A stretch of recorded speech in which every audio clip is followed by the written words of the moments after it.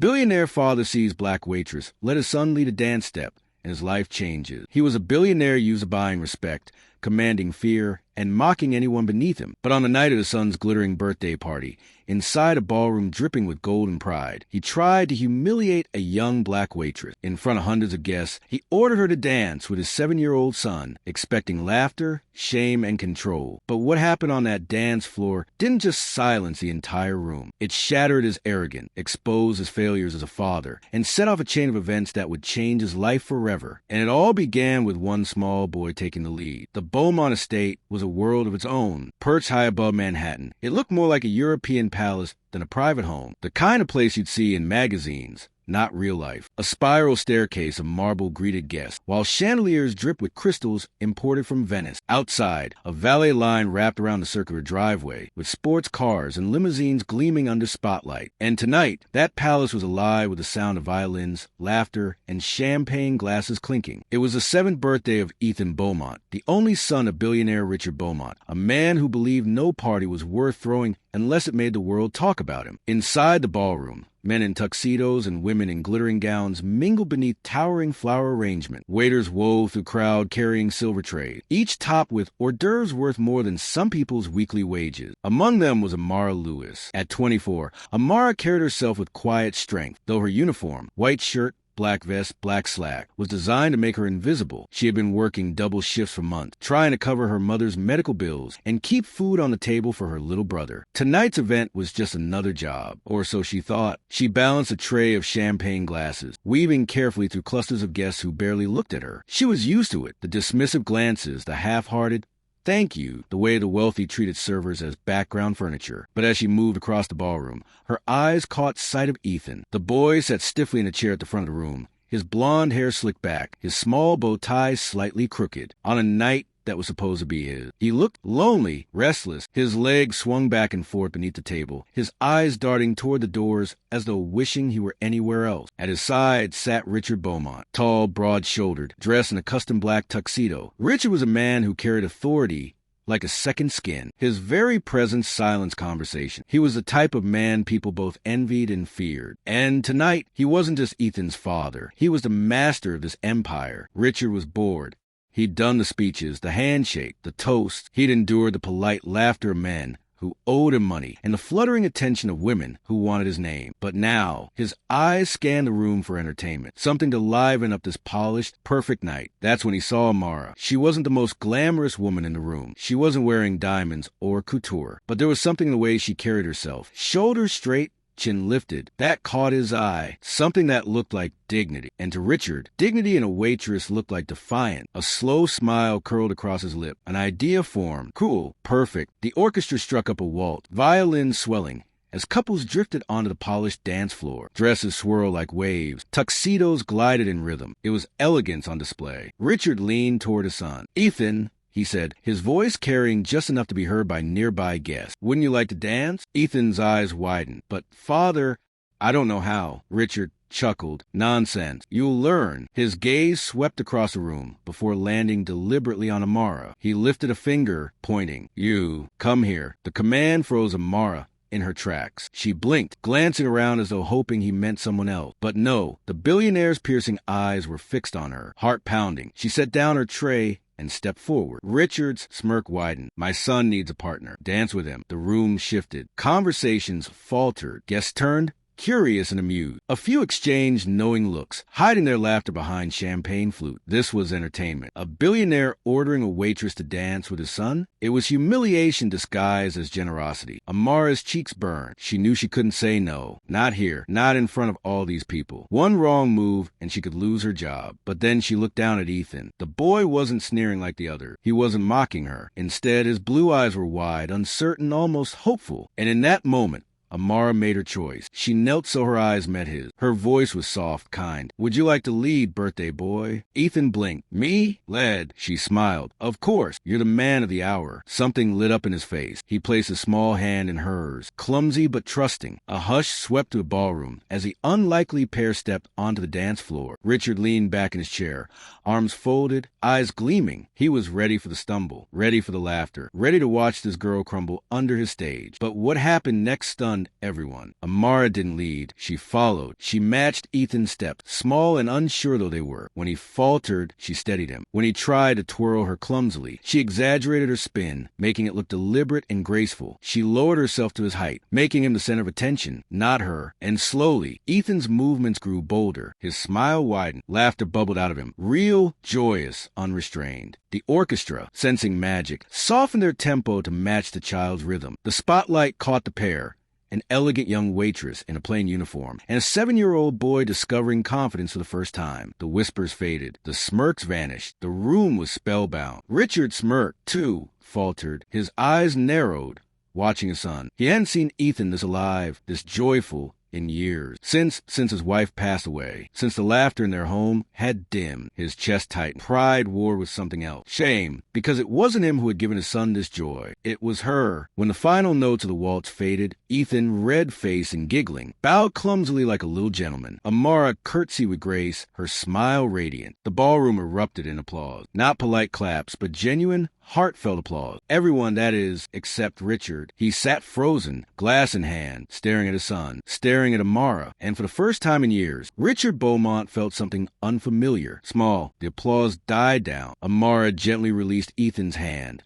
and started to step away, eager to slip back into the crowd. But Ethan tugged her sleeve. "Can we dance again?" he whispered, hope shining in his eyes. Richard's throat tightened. He forced his voice into a gruff bark. "That's enough." Amara flinched. She nodded quickly, retreating to her tray as though the spell had been broken. But it hadn't, because while Richard Beaumont might have dismissed it with words, his mind replayed the image again and again. His son's laughter, the light in his eyes, the warmth of that moment. And deep down, a truth he had buried for years clawed its way to the surface. Money could buy him houses, companies, and influence, but it couldn't buy what that waitress had given his son in a single dance. And for Richard, the world's most powerful man in that ballroom, that realization was terrifying. The applause had faded, the music swelled again, and the ballroom carried on as though nothing unusual had happened. But Richard Beaumont couldn't shake it. He sipped his whiskey, his eyes darting toward Amara as she moved silently among the guests, refilling glasses as though she hadn't just turned his party upside down. She kept her gaze low, her expression composed. But Richard couldn't forget the way she had looked at his son, gentle, encouraging, without judgment. And he couldn't forget Ethan's face,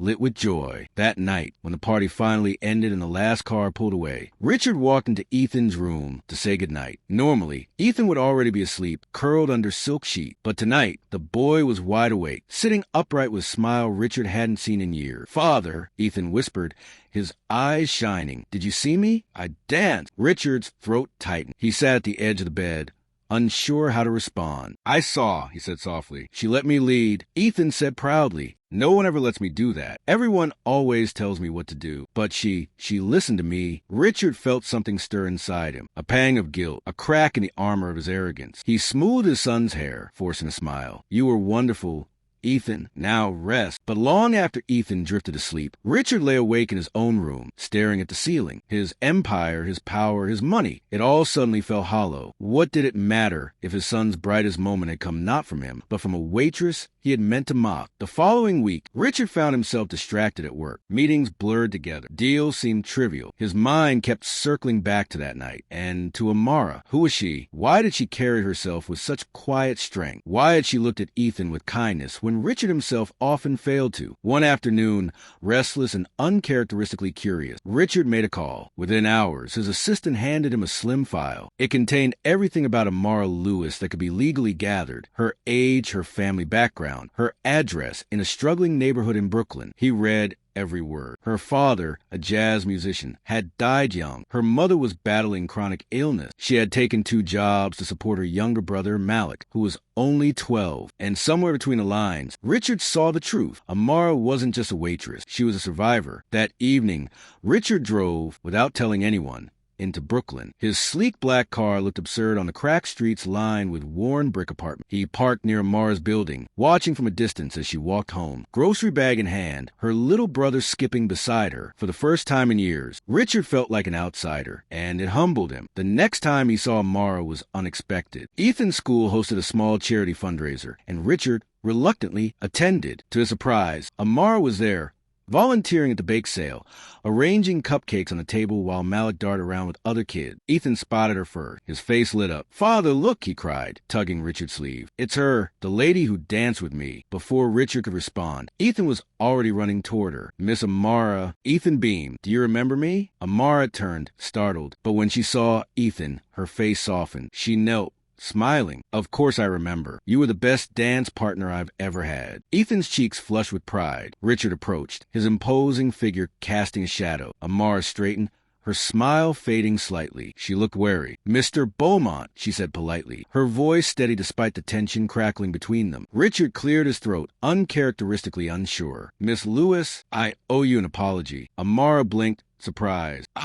Richard faltered, then forced the words out. "I shouldn't have put you in that position at the party. It was wrong of me. For a man like Richard Beaumont." Those words were monumental, but Amara's gaze remained calm, unreadable. "You embarrass me," she said simply. "But I didn't dance for you. I danced for your son." Richard swallowed hard. "Yes, I know." Ethan tugged Amara's hand eagerly. "Will you teach me again?" "Please." Amara hesitated, glancing between father and son. Richard found himself speaking before he could stop. "If you're willing, I'd like to arrange lessons." For Ethan, Amara frowned, studying him carefully. "Lessons? I'm not a dance teacher, Mr. Beaumont. I only know what my father taught me." "Then that's enough," Richard said quietly. And so it began. Every Saturday, Ethan and Amara met in the Beaumont Estate's dance studio, a grand room with mirrored walls and polished wood floor. At first, it was awkward. Amara fell out of place in such opulence, and Richard lingered at the edges, watching silently, arms crossed. But Ethan didn't care about wealth or appearances. To him, Amara was magic. She taught him to waltz, yes, but also to laugh at his mistakes, to stand tall with confidence, to listen to music,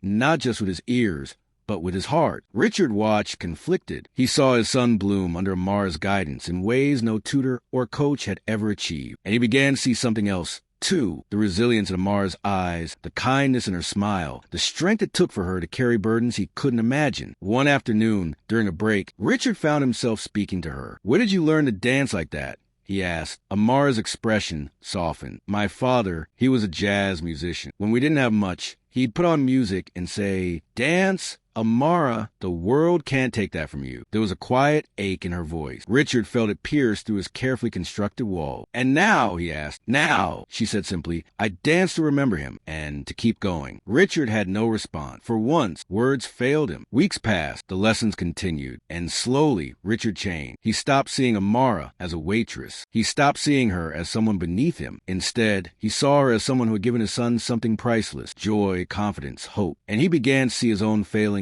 more clearly. One evening, after a particularly lively lesson where Ethan twirled with surprising skill, Richard pulled Amara aside. "You've done more for him than I ever have," he admitted, his voice low. Amara shook her head. "No, Mr. Beaumont. He just needed someone to believe in him. And so do you." Those words haunted Richard. That night, as he watched Ethan sleep, he realized he had spent years building an empire while neglecting the one person who mattered most. His wealth meant nothing if his son grew up lonely, starved of love. And it was Amara, the woman he once tried to humiliate, who had forced him to see it. Months later, the Beaumonts hosted another grand gathering. But this time, things were different. When the orchestra struck up a waltz, Ethan tugged Amara's hand. "Dance with me?" he asked, his voice full of hope. Amara hesitated, glancing toward Richard. But Richard didn't smirk this time. He didn't bark an order. Instead, he stood, raised his glass, and addressed the crowd. "Ladies and gentlemen," he said, his voice carrying through the ballroom, "tonight, I'd like you to witness something far more valuable than wealth or power." All eyes turned as Ethan and Amara stepped onto the floor. The music began, and once again,